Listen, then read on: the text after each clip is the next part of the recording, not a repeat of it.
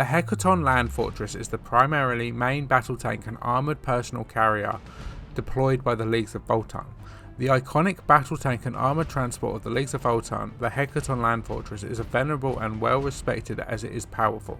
With a fearsome arsenal of heavy weaponry and tremendous resilient armour, and with the ability to bear bands of 12 kin warriors into battle, it is a versatile military asset for any oath band or kin host.